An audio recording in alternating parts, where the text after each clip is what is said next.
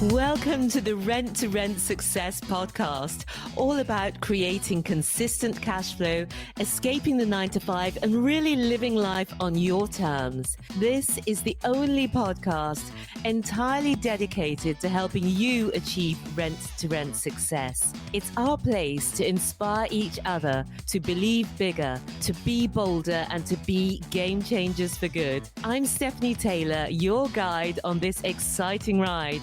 Let's start up the engines and get ready to fly. Hello. Stephanie here. Welcome to episode 16 of the Rent to Rent Success podcast. And today we are talking contracts. This episode is a response to questions asked in the Rent to Rent Success Secrets Facebook group. Quinton asked, which contract do you use in a rent to rent HMO? Is it a company let? And what is the difference with other types of contract? Great questions. And Prity asked, do you always use a solicitor to draw up your management agreements? Again, another good question. And I'm going to cover all that in today's episode and more.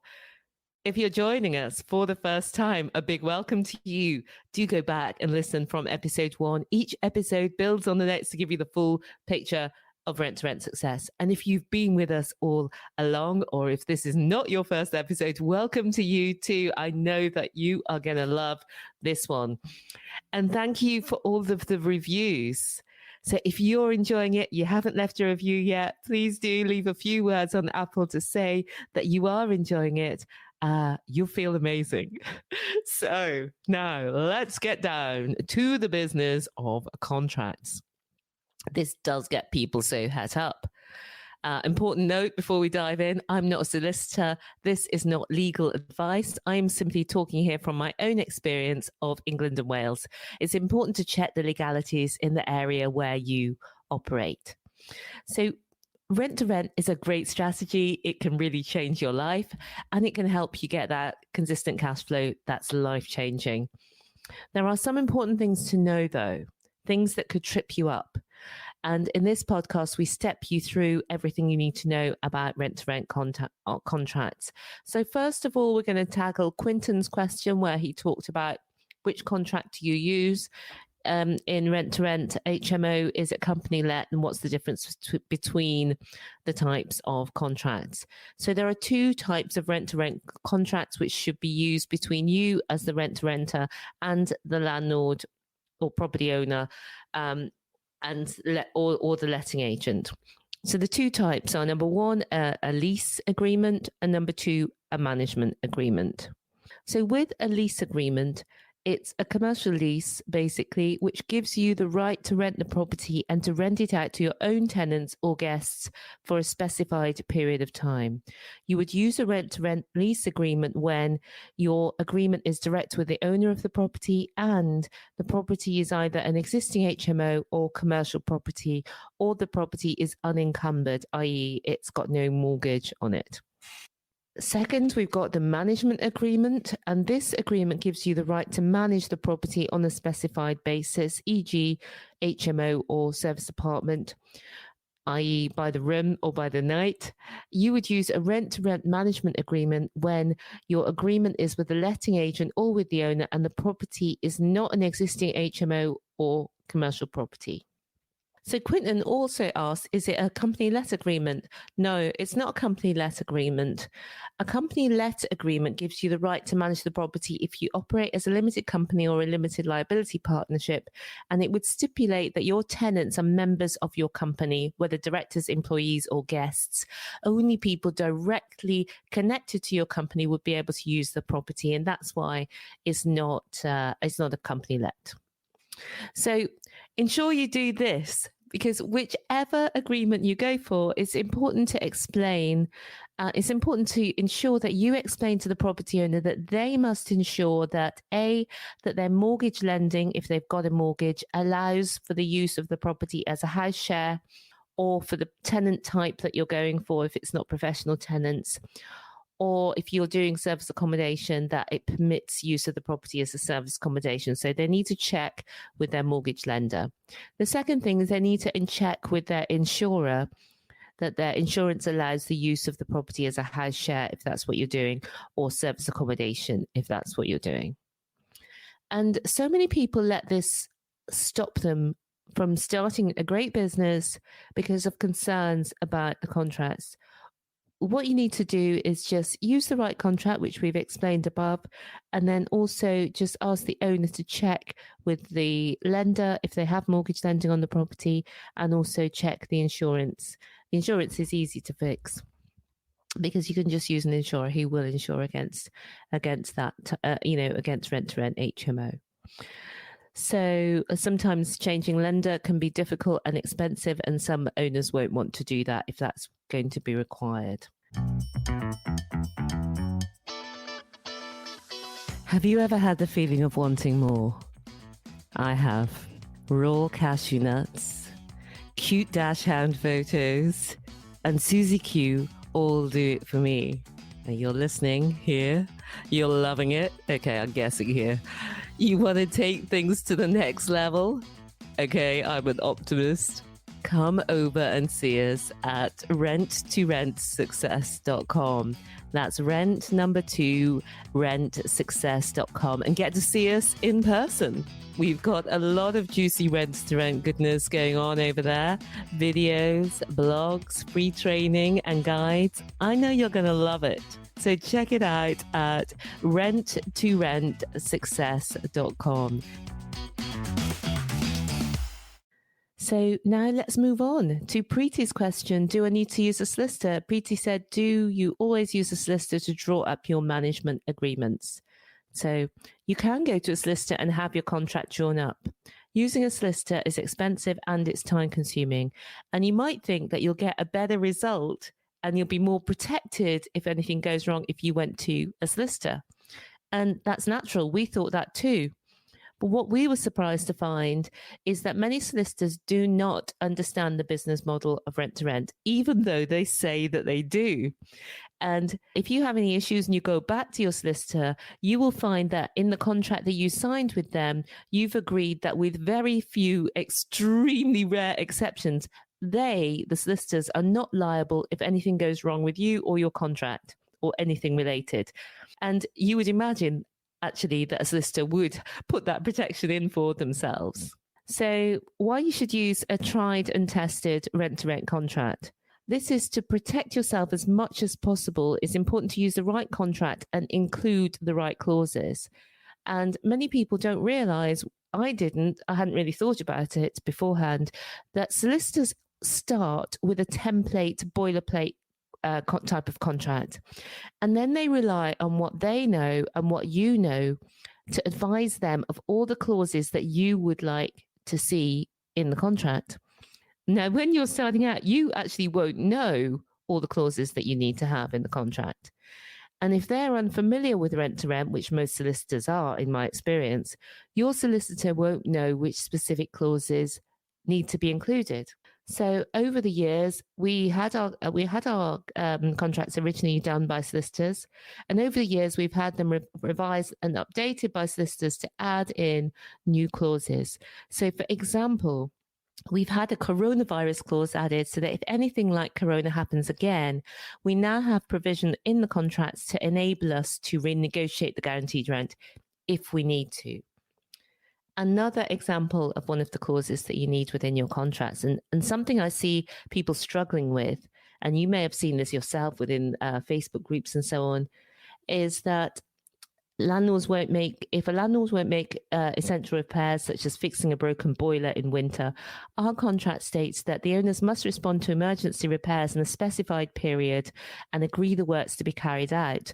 And if this doesn't happen, we are able to carry out the works and recover the funds and an administration fee from the rent. So we've never had to do this because we have good relationships with all of our landlords, but the clause is there for exceptional circumstances to protect our tenants. Another example is that we also include a clause which states that if the law or statutory regulations change which require council tax by the room, or which interfere with our ability to be able to multi-let the property as an HMO, we can renegotiate with the owner and or exit the agreements. And these are just two of the many important examples I could give you about the types of clauses that need to be included in a rent-to-rent contract. So make sure you work with someone who understands rent-to-rent, and don't just take their word for it. Make sure you test that they really know rent-to-rent and understand what it is. So do you need to go to a solicitor for every new property, for every rent-to-rent property you take on? Now, again, I'm going to be controversial here. No, you don't. And you know who will tell you that you do? That's right. Yeah. Solicitors. Solicitors will tell you that you need a new contract with them each time you take on a new rent-to-rent property. Well, let me ask you a question. Do letting agents go to a solicitor for a new contract every time they take on management of a new property? Of course not. They edit the existing management contract with the details for the specific owner, property, and agreement. Now, there is one exception. This is the exception, which is that if you're taking on a property on rent to rent with an option to buy, that is when you're contracting with a property owner to rent and then buy their property using a lease option or in exchange with delayed completion, yes, it absolutely is wise to have a bespoke agreement drawn up by a solicitor for each property. So, are you curious about making money from properties you don't own? You can watch your free Rent-to-Rent Success Masterclass and get the full lowdown on Rent-to-Rent with us. Get started at rent2rentsuccess.com/guide. That's rentsuccess.com/guide. You'll learn more about rent-to-rent and how it can change your life. Okay, now let's get back to the show. So that's answered those questions. But I just want to remind you that contracts are the backdrop. Relationships are the center stage. So for us, in rent-to-rent, in property, in business, and in life in general, it's all about the win-win. So it's got to be good for you and it's good for us. It's good for our landlords and it's good for us. It's good for our tenants and it's good for us. So our goal is to deliver exceptional value and use our experience to help others to achieve success quicker. So we've made our rent-to-rent contracts available to buy because we saw so many people using expensive solicitors who didn't have the expertise to deliver what is needed in a rent-to-rent business. And we haven't just included the contracts. We've included the commercial lease that we talked about, the lease agreement and the management agreement. And for both of those, we've included a guide as to when to use each type of contract. We've included an understanding document. That's an explainer document explaining each clause and translating the legalese into plain English. We've got sample documents so you can see samples of what a completed contract would look like. And we've got template documents. Those are Word documents, so you can just immediately add your own branding, your own property details, and start using them straight away. So we've included everything you need there to be successful. So we've covered a lot today. So let's summarize. We answered Quinton's question, which is which contract to use in rent-to-rent HMO. We talked about the two types of agreements to use, the lease agreement and the management agreement. The lease agreement is like a commercial lease and gives you the right to rent the property and rent it out to your own tenants or guests for a specified period of time. And we talked about the management agreement, which gives you the right to manage the property on a specified basis, e.g., as a house share, HMO, or service accommodation. And we explained also when to use each agreement. And we answered Prity's question. Do you always need a solicitor to draw up your management agreements? No, you don't need to go to a solicitor each property for your management or lease agreement. The only exception to that is where you're buying a property too, for example, with a lease option or in exchange with a delayed completion. if you do go to a solicitor, make sure you know all the clauses that you might need. Solicitors start with a boilerplate template, as I said, and often they rely on you to know about the clauses you'll need, because many solicitors say they understand rent to rent, but they don't. And they don't understand it well enough to advise you on the clauses that you might need. And for all of those reasons, that's why we started offering ours, because we realized that people hadn't been through the experiences that we had been and had their contracts updated and enhanced so that they really work for them in their rent-to-rent business. So we covered a lot today.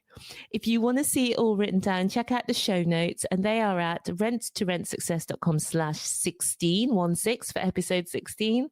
That's rentsuccess.com/16. You're here with me now, right at the end, and I hope you found this useful. Please do review us on Apple Podcasts so that they know, yeah, this is a good podcast.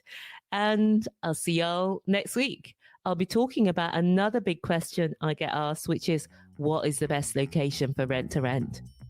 Until next week, have an amazing rest of the week. And remember, believe bigger, be bolder, be a game changer. Thank you so much for listening. If you like the links for anything mentioned in today's episode, or if voice is not enough and you want to see us on video too, you can find all the show notes and lots more at rentsuccess.com. That's rentsuccess.com. If you've enjoyed today's episode, we'd super appreciate it if you would take a few minutes to review it in your podcast app. Remember, we'll be donating to our B1G1 charities too for each review you give. Until then, believe bigger, be bolder, be a game changer.